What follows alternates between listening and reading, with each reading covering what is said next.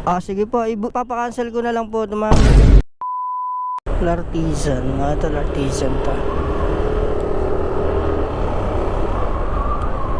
Yon, going to pick up location dito sa All Day. Where's the All Day?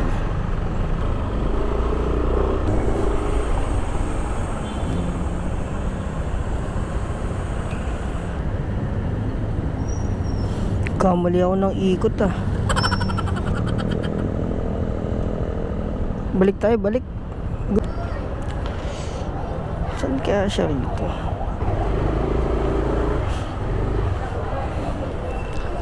All Day.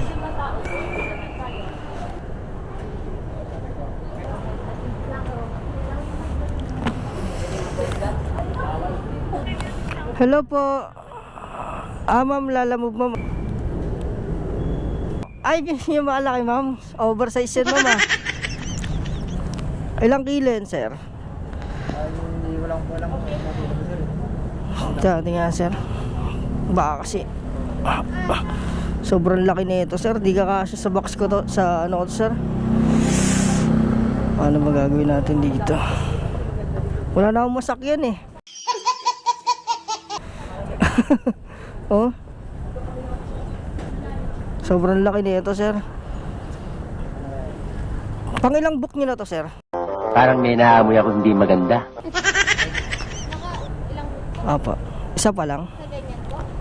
Lagi kasi ganyan, bubukpag sa laundry na. Hindi ka kasya ma'am, wala na akong upuan eh. Cancel na lang natin ito ma'am. Opo, pasensya na. Yun nga po ma'am eh, kasi ma'am, yung ganyan ma'am kasya sa top box ko yan. Kaso ito, hindi ko sure kung mahahawakan ko pa yung manibela. Pwede naman sa harap to, kaso lang, yun nga, hindi ko na makakontrol yung manibela ko talaga sir. Sorry. Book nyo na lang to ma'am, i-note nyo na lang po na may lalabag ma'am. Sa lalabag kakasya po. May plastic daw kung malaki, tsaka yung linen daw. Linil? Ayun lang narinig ko sa kanya eh. Oo. Ayun po yung sabi niya, Sobrang laki na ito. sa akin bago po umalis. Mag-add na lang kayo ma'am, okay lang. Doon niya na lang po sabihin Sa sa laundry po ba magbabayad? yes po lang. Tawagan ko na lang ngayon. Sige po. Sensya na ma'am ha, kasi hirap yan eh. Tawagan ko po. Laki pala nito. Lagi pong ganito karami yung pinapadala niya ma'am? Hindi naman. Madalas konti lang talaga. Ngayon lang talaga marami. Kontakin natin. Ma'am, oversize po pala tong item ma'am. Okay lang po ba mag-a-add po kayo ma'am? Oversize po kasi dalawang maliit po at saka yung isang malaki po na oversize po. 78, sarado natin 100 ma'am. Opo, yes po. 51 po. Ay baka dati pa po yun ma'am. Kasi nakabook naman po tayo ma'am eh. Hindi ko naman po kayo niloloko ma'am eh.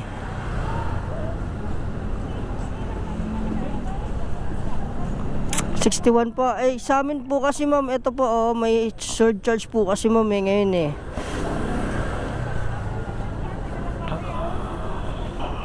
Sige po, papakancel ko na lang po ito ma'am. Opo, pakancel na lang po para makuha na ibang rider. Oversize po talaga ma'am, pasensya na ma'am. Okay po, sige po. Sir, cancel na lang daw po. Pasensya na po ah.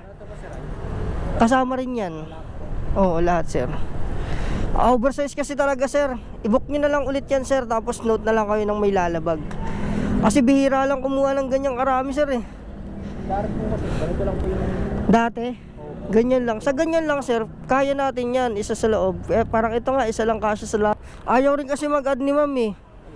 Igago ko sana kasi lugi talaga kami dyan sir. Oo, wala na kami makakuhang kasabay na booking yan eh. Sige sir, pasensya na sir ha. Okay.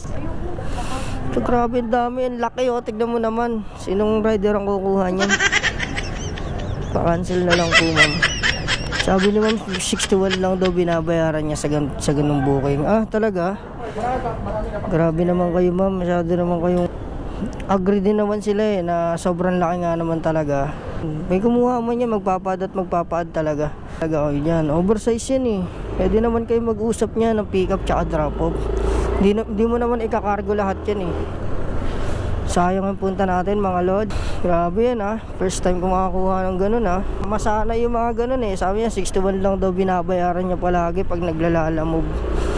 Kinumpara niya yung dating booking niya sa booking ngayon. Hindi naman pare-parehas eh. Hindi naman pare-parehas lagi yung fare ng Lalamove. Minsan mataas, minsan mababa. Sobrang baba nun. Wala pa. Sinasarado ko ng 100 kaso ayaw ni ma'am kaya kakancel na lang natin. Hirap yun, mabagaan siya pa ako, malaglag pa sa kalsada yun. Hirap nun. Kaya sana may kumuha nun nang walang wala sanang additional. Doon ako, baka mas mataas pa sa 100 yung singilin sa kanya. Galing pa ako ng phase 2. Hindi ko i-complete yan, bahala sila. Complete nyo mag-isa nyo yan.